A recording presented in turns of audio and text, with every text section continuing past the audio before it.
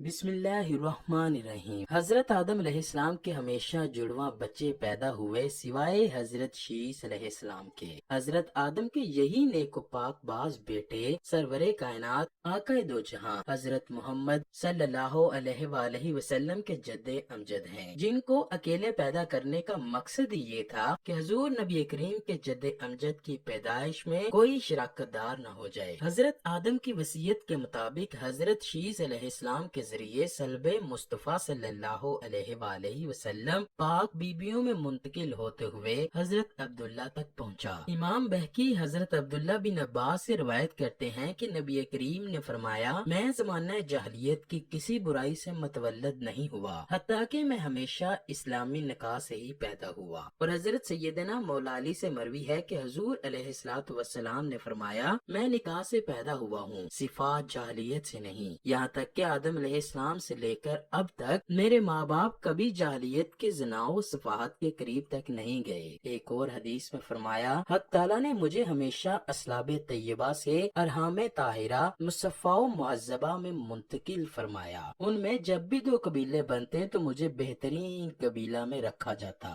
حضور نبی کریم اکثر فرمایا کرتے، میں ہمیشہ اسلاب انبیاء میں منتقل ہوتا رہا یہاں تک کہ اپنی والدہ سے پیدا ہوا۔ حضور پاک صلی اللہ علیہ وآلہ وسلم کے آباء و اجداد کی بات کی جائے تو علامہ سیوطی نے 9 کتابیں اسی موضوع پر لکھی ہیں کہ رسول خدا کے آباء و اجداد سب کے سب با ایمان اور دین حنیف پر تھے۔ ان سب میں انہوں نے ثابت کیا کہ آپ کے آباء و اجداد مشرک نہ تھے، کبھی کفر اختیار نہیں کیا، بلکہ برابر دین ابراہیمی کے پیروکار رہے۔ حضور پاک کی حدیث مبارکہ ہے کہ اللہ پاک نے حضرت اسماعیل کی اولاد میں سے کنانا کو برگزیدہ بنایا اور کنانا سے قریش کو، قریش سے بنی ہاشم اور بنی ہاشم میں مجھ کو برگزیدہ فرمایا۔ روایت ہے کہ نبی کریم کے والد حضرت عبداللہ بے حد حسین و جمیل تھے۔ ان کے حسن کا چرچا پورے عرب میں مشہور تھا، چرچا ہوتا بھی کیوں نہ۔ آخر والدعا کے چہرے والے حضرت محمد مصطفیٰ کے باپ جو بننے والے تھے۔ قریش کی عورتیں جب حضرت عبداللہ کے حسن و جمال کی طالب بن کر سر راہ نکلا کرتی تاکہ ان کو اپنی جانب متوجہ کر سکیں۔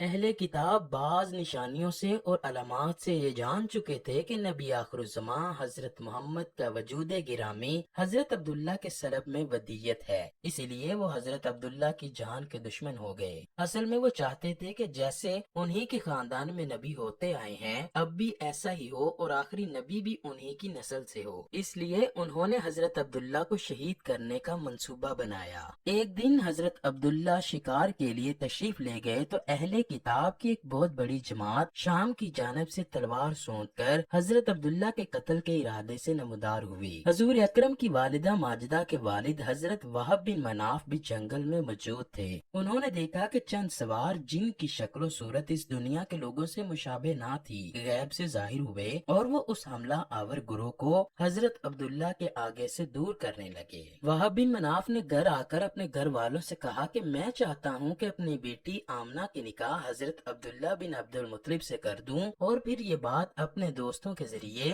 حضرت عبد المطلب کی خدمت میں پہنچائی۔ حضرت عبد المطلب بھی یہی چاہتے تھے کہ عبداللہ کی شادی ہو جائے۔ اسی سلسلے میں وہ کسی ایسی عورت کی جستجو میں تھے جو شرف و حسب و نسب اور عفت میں ممتاز ہو۔ آمنہ بنت وہب میں یہ صفات موجود تھیں۔ حضرت عبد المطلب نے اس رشتے کو پسند کیا اور حضرت عبداللہ کا ان کے ساتھ رشتہ طے پا گیا۔ اس رشتے کے بعد اور نکاح سے پہلے حضرت عبداللہ کو بہت سے عجیب واقعات کا سامنا کرنا پڑا، جن میں بہت سی غیر عورتوں نے آپ سے ناجائز تعلقات جبکہ کچھ نے تو نکاح کرنے کی بھی سر توڑ ناکام کوششیں کی۔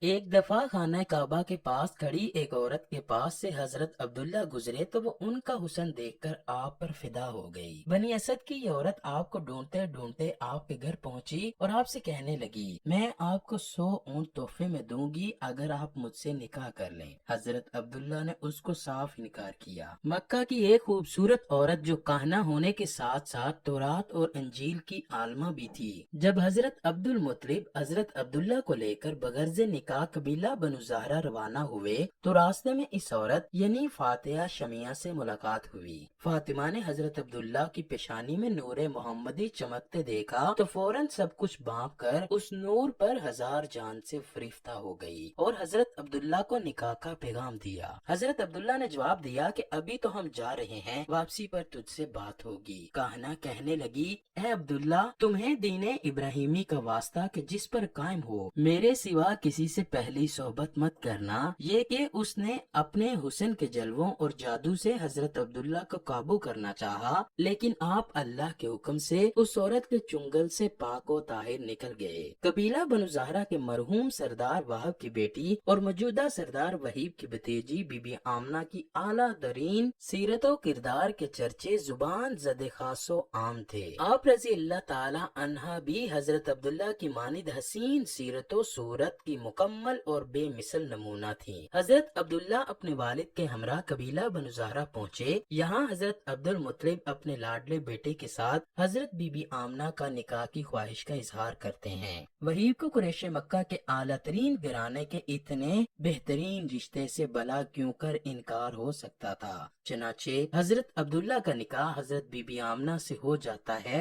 और यूं दो पकीज़ा रूहें निकाह के मुकद्दस बंधन में बंध जाती हैं। हजरत अब्दुल्ला रजी अल्लाह ताला अन्हो थोड़ा अरसा वहाँ क़याम करने के बाद अपनी इफ़्फ़त माब दुल्हन को लेकर वापस मक्का आ जाते हैं। कुछ दिनों बाद दोबारा वही कहना आपसे मिलती है जिसने उनको निकाह के लिए कहा था। जब उस औरत ने हजरत अब्दुल्ला की पेशानी में वो नूरे मुबारक ना पाया तो चीखने चिल्लाने लगी और उनसे कहने लगी कि पहली मर्तबा मेरे पास से जाने के बाद तुमने किसी औरत से सोहबत की है? आपने फरमाया, हाँ, मैंने बीबी आमना बिनते वहाब से निकाह और ज़फाफ किया है। वो औरत कहने लगी, अब मुझे तुमसे कोई सरोकार नहीं, मैं तो उस नूरे मुबारक की ख्वास्तगार थी जो तुम्हारी पेशानी में जलवा अफरोज था।